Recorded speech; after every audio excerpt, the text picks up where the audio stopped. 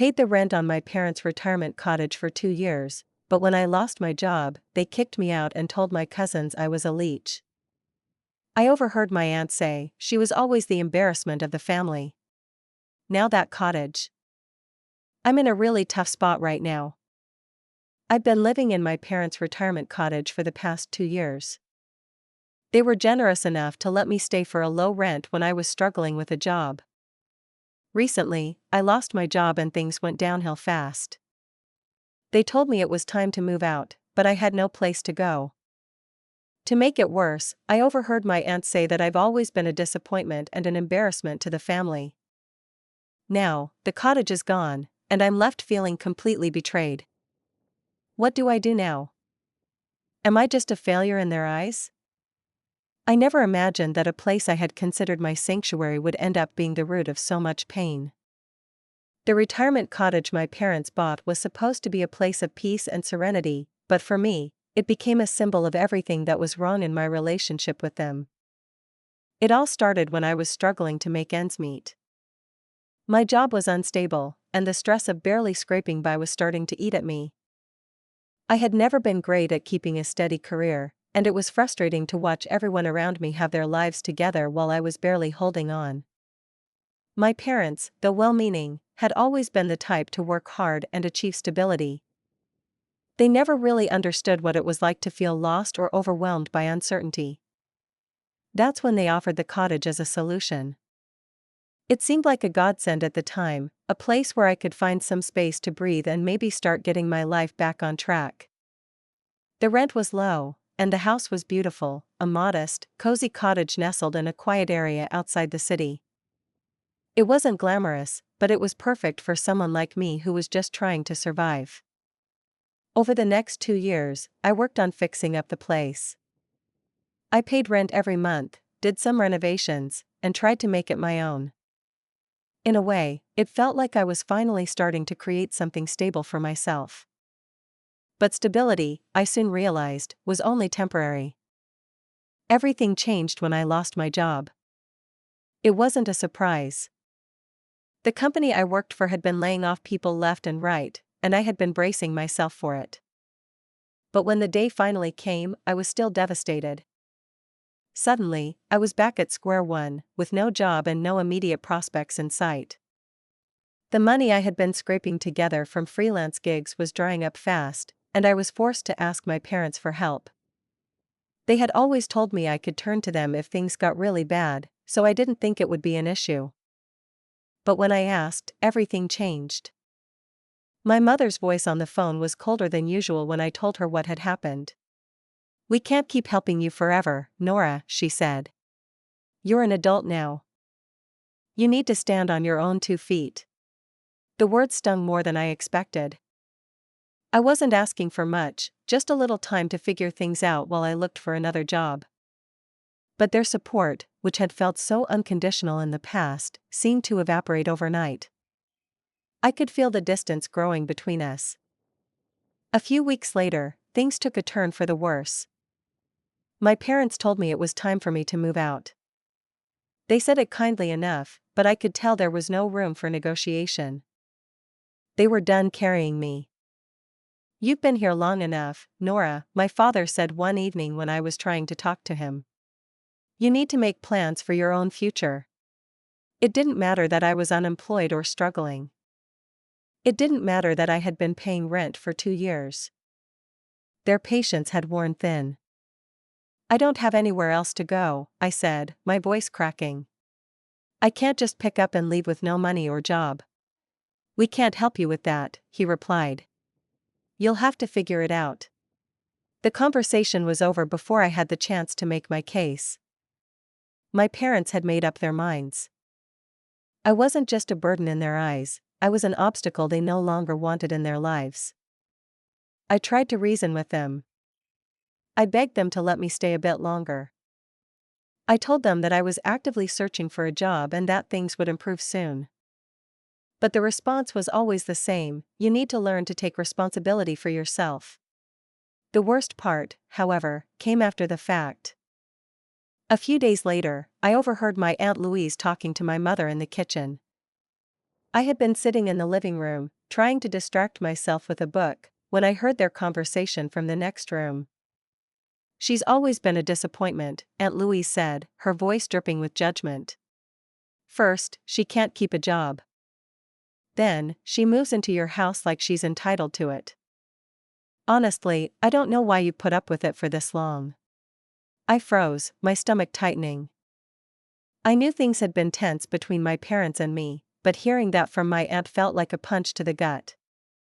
My mother's voice followed, softer now, almost regretful. "I didn't want to make her feel like we were abandoning her. But she's an adult now. She has to learn to fend for herself." Aunt Louise scoffed. "You've given her everything, and she still can't get her act together. You're just enabling her." I wanted to burst into the room and yell at them both, but I didn't. I sat there, seething, feeling like an intruder in my own family's life. The worst part was that I realized they were right, at least, in their eyes. I had become the family failure, the one who couldn't live up to expectations. That night, I packed up what little I could carry and left. I didn't say goodbye to my parents, and they didn't say goodbye to me. I could feel the years of unspoken disappointment hanging in the air as I walked out of the cottage. I had no plan. No place to go. No job. I just knew that I couldn't stay there anymore. But the world outside the cottage was just as harsh. I stayed with a few friends for a couple of weeks, but I could feel the pity in their eyes every time I entered the room. They didn't say it, but I could tell they were wondering how I had ended up like this. It wasn't a comforting thought, and I quickly realized I didn't want to keep relying on others to take me in. Then, unexpectedly, my cousin Matt reached out. We hadn't been close in years, but he had heard about what happened, and he offered me a place to stay. "I've got a spare room," he said over the phone. "You can stay as long as you need." It wasn't ideal. Matt lived in a small apartment, and we had never been the best of friends. But I was desperate, and for the first time in a long time, someone in my family seemed to offer help without judgment. Matt didn't ask questions. He didn't mention anything about the cottage, my parents, or the past. He just let me stay, and for the first time since I lost everything, I felt a small sense of relief. I spent my days job hunting, my nights wrestling with my own thoughts. I had no idea where I was headed, but I was determined to get back on my feet. I didn't need my parents' approval or their love to succeed. I just needed to prove to myself that I could do this on my own. But the question still lingered. Would I ever get past the feelings of betrayal? Would I ever understand why my parents had pushed me away when I needed them most? And, perhaps the hardest question of all, would I ever find a way to repair my broken relationship with the family that had made me feel like I didn't belong? For now, I had to focus on the one thing that I could control, my future. And maybe, someday, when I had rebuilt everything, I'd finally have the strength to confront my parents. But for now, I was just trying to survive. The weeks in Matt's apartment felt like an eternity, though I knew I had to keep pushing through. Every day, I would spend hours on job boards, submitting applications to any position that seemed remotely promising. Some days, I felt hopeful that something would come through. Other days, it felt like I was just going through the motions, pretending to move forward when nothing was happening. I tried not to let my frustration show around Matt, but he could tell. He never mentioned it directly, but I could see the concern in his eyes when I came home late after yet another fruitless job interview. "You'll get something soon, Nora. Just don't give up," he would say, always so optimistic, even when I wasn't. It was hard not to feel like a failure. I was an adult, but I felt like I was still playing pretend. I wasn't just struggling with the job search, I was wrestling with a deeper, gnawing feeling that I wasn't enough. That I had never been enough for my family. I hadn't been able to live up to the image they had created for me. They wanted me to be successful, self-sufficient, and, most painfully, proud of me. And now, after everything, I felt more disconnected from them than ever. But then, one afternoon, something unexpected happened. I got a call. It wasn't from a recruiter or a company I'd applied to, it was from my mother. I hadn't spoken to her since I left the cottage. The silence between us had been thick, suffocating. I'd been avoiding her calls, but this time I felt an odd compulsion to answer. Maybe, deep down, I wanted to hear something that would make me feel like I wasn't so alone in this world. "Nora, we need to talk," my mother's voice crackled on the other end. My stomach tightened. It had been so long since we'd had a real conversation, and I wasn't sure what she wanted to say. "What is it?" I asked, keeping my voice steady even though my emotions were all over the place. "I've been thinking a lot about what happened," she began, her voice hesitant. "And I want to apologize. I know we've been hard on you, and I'm sorry for how everything went down. We should have handled it differently." I blinked, trying to process the words. Apologize?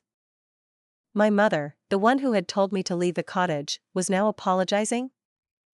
"It's just," she continued, her voice softening. "We didn't know what else to do. We wanted you to get back on your feet, but maybe we pushed too hard. We never meant to make you feel like a burden."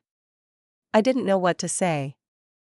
Part of me wanted to accept her apology, to believe that maybe, just maybe, things could go back to how they were. But another part of me felt the sting of everything that had happened. How could I just forgive her and move on? "Mom, it wasn't just about the house," I finally said, my voice trembling. "It's how you've treated me all these years. Like I'm always the one who isn't good enough.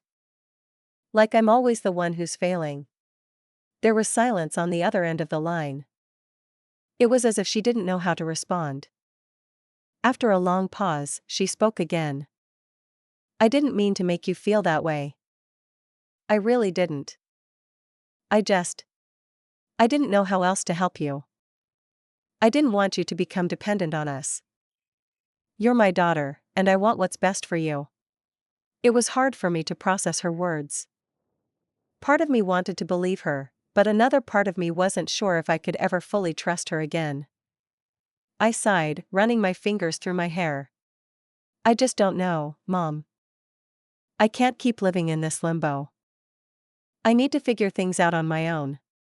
"I understand," she said, her voice filled with a mixture of regret and relief. "But just know that we're here for you, if you need us.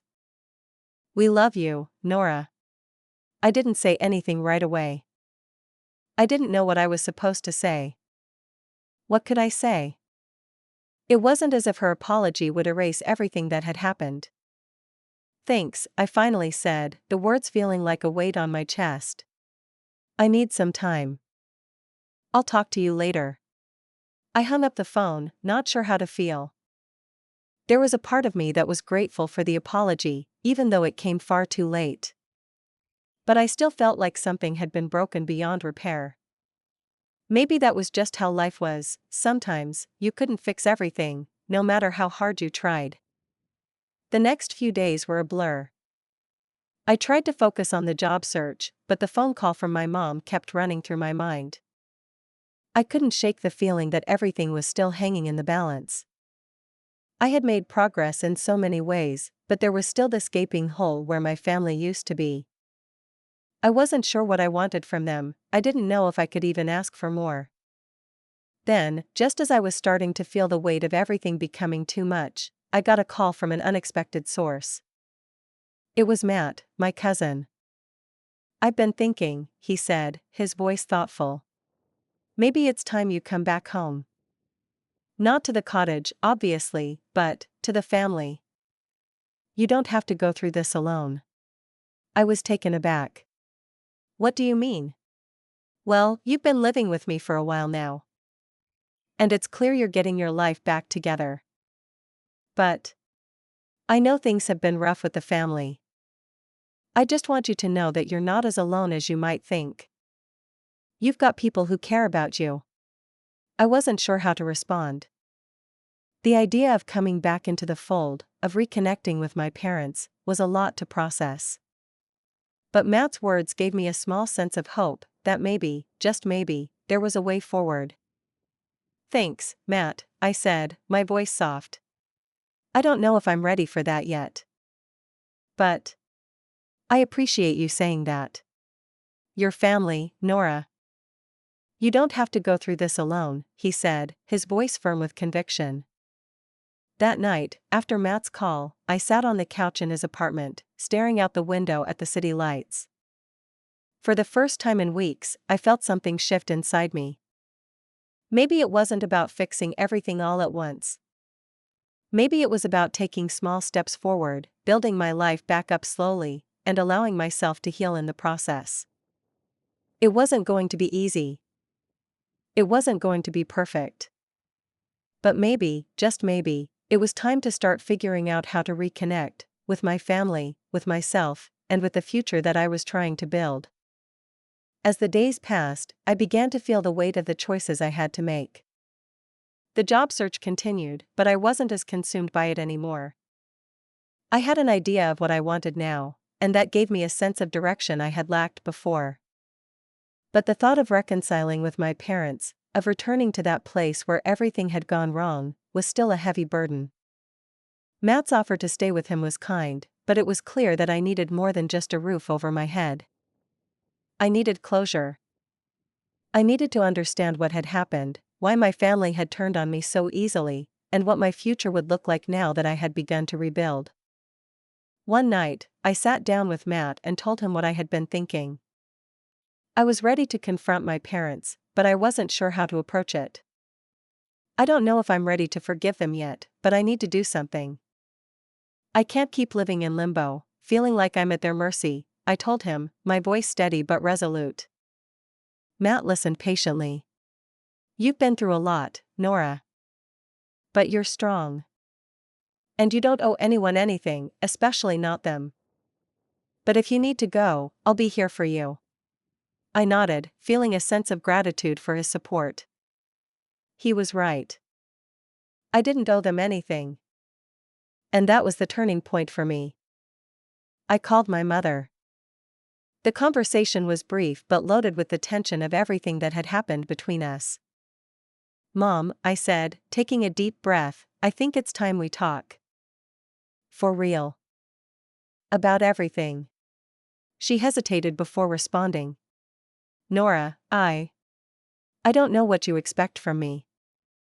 We've already apologized, and we're just trying to move forward. I'm not looking for more apologies, I said, my voice firm. I'm looking for answers.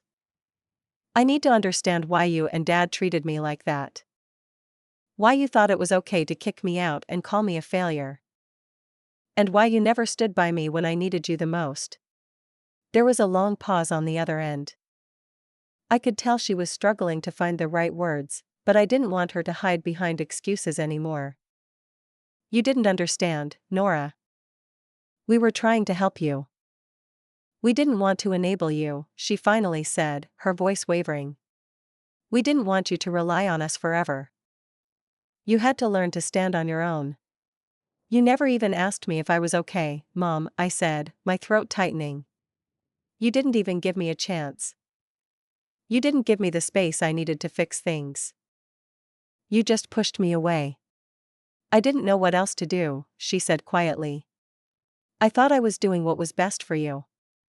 That's just it, I said, feeling the anger I had kept buried for so long bubbling to the surface. You didn't trust me. You didn't trust that I could figure it out.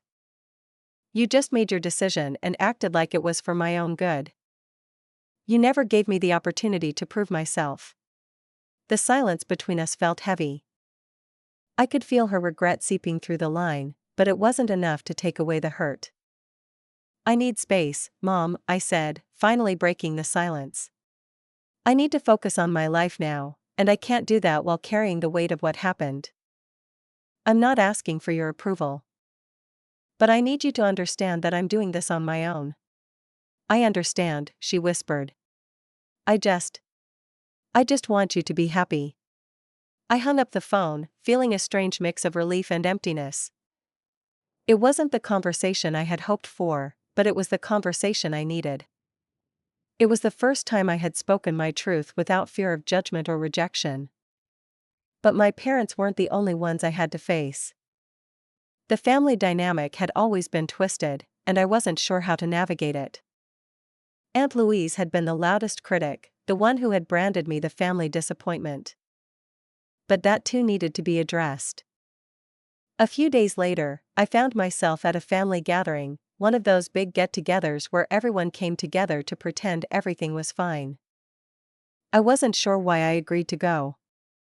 Maybe it was because I wanted to confront them, to show them that I wasn't the person they thought I was. Or maybe it was because, despite everything, a part of me still wanted them to see me for who I had become, not just the person they had cast aside. Aunt Louise was there, of course. She always was. The moment I walked in, I felt her eyes on me, cold and critical. I didn't care. I had worked too hard to get to this point to let her words get under my skin. At one point during the evening, I found myself sitting at the same table as her. The tension was palpable, but I didn't back down. I could hear her muttering under her breath, but I just smiled and leaned forward. "Is there something you'd like to say to me, Aunt Louise?" I asked, my voice calm but cutting. Her eyes widened in surprise. She hadn't expected me to call her out. "What do you mean?" "You've made your feelings about me very clear over the years," I said, my gaze never leaving hers. "You've always seen me as a failure, an embarrassment. But I'm done with that narrative. I'm done letting you define who I am." She looked around the table, clearly uncomfortable. "Nora, I didn't mean." "I heard you, Aunt Louise," I interrupted, my voice gaining strength. "I heard everything you said about me behind my back. And I'm done letting you, or anyone else in this family, treat me like I don't matter." The room fell silent. Everyone at the table was looking at us now, some with wide eyes, others with their lips pressed tightly together. I could feel the weight of their judgment, but it no longer fazed me. "I'm not here to get your approval," I continued, my voice steady. "I'm here because I've worked hard to get my life back together.